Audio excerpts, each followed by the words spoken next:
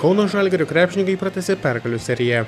VTB vieningosios lygos antrajame ture žalgiriečiai tik po pratęsimo nugalėjo Liuberecų Triumf komandą 80-76. Didžiąją pirmo kėlinio dalį priekyje buvo Triumf ekipa. Žalgiris į priekį įsiveržė po 2 Jeffo Futo metimų ir Oliverio Lafayette tritaškio. Tačiau svečiai įmetė 3 tolimus metimus bei persvėrė rezultatą. Žalgiriečių puolimą pagyvino aikštelėje pasirodęs Kšištofas Lavrinovičius ir prie jo prisijungęs Tramilas Dardinas, kurie pelnė po 4 taškus paeiliui, o Kšištofas dėjimu užbaigė pirmąjį ketvirtį.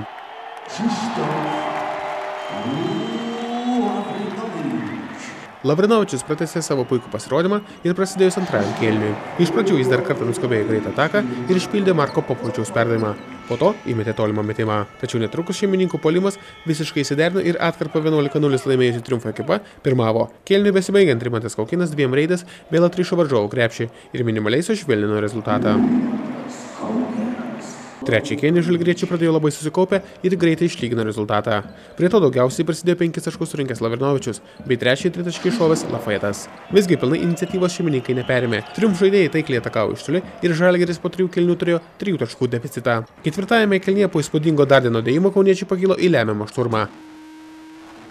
Lafayettas gražių reidų link krepšio sušvelnino rezultatą, o Kuzminskas dėjimu išvedė kauniečius į priekį 72-67. Tačiau Triumf likus pusantros minutės išlygino rezultatą ir paskutiniai atakai susikūrė 3 mėginimus. Vis dėlto svečių bandymai buvo netikslūs ir komandoms teko žaisti pratęsimą.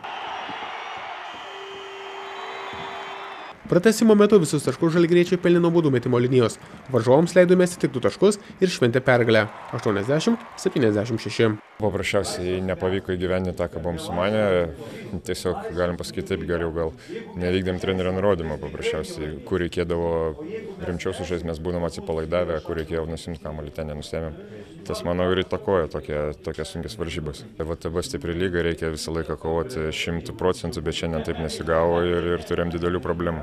Manau, kad didelė tokia meškos paską padarė, gal turbūt, kad neįvertinom gal varžovus, nes turėjom gerą pergalę namuose Eurolygoje paskutinį kartą prieš C9, galvom, kad išeisim, šį kartą irgi lengvai užmėtysim, bet taip nebuvo.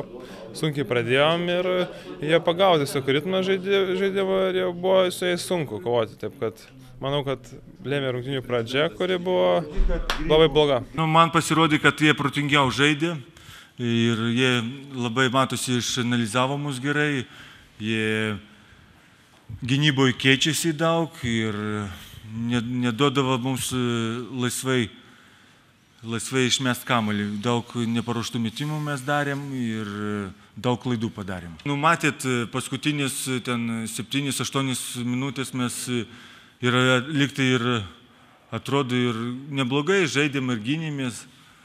Nežinau, gal kažkur tai ir noro gal biškį pritrūko pradžioj. Čia galima ieškoti daug niuansų, galima ieškoti priežasčių, kodėl taip, kodėl naip. We are not robots, we are humans.